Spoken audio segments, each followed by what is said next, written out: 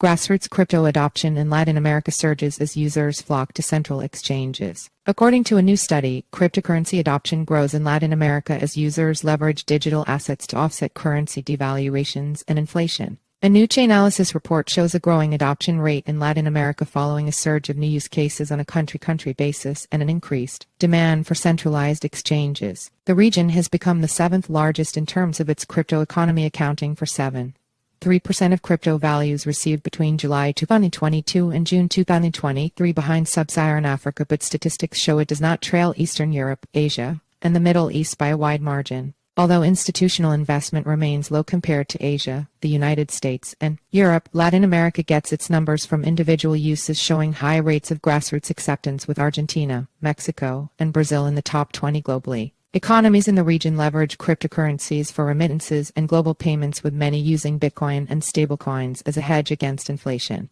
Industry participants will likely be interested to see if that share rises in the coming years, both for Mexico and other Latin American countries with large remittance markets. In Brazil, while general institutional investment declined last year, there has been a growing rate in the last 6 months, with March and June being the highest. Centralized exchange services attract users. Aside from increasing use, another peculiar characteristic is the growing rate of centralized exchange CX numbers compared to other jurisdictions. Latin America shows the highest preference for centralized exchanges of any region we study, and tilts slightly away from institutional activity compared to other regions, the report reads. In Venezuela, CXs make up 92.5% of trades, while decentralized exchanges DX show a mere 5.6%, placing it far below the global DX usage of 44%. Colombia's figures are also above the global CX figures of 48.1%, as its citizens carry out 74% of transactions through centralized exchanges while performing 21% through DXs. Argentina and Venezuela's growing numbers. This year, Argentina has recorded high crypto numbers following its economic woes in recent times, making the industry an issue in the forthcoming elections. As the country posts triple-digit inflation, presidential candidates have revealed plans to use digital assets to revive its economy. Pro-Bitcoin Javier Milei calls for radical measures like the abolition of the central bank and fiat, while Economic Minister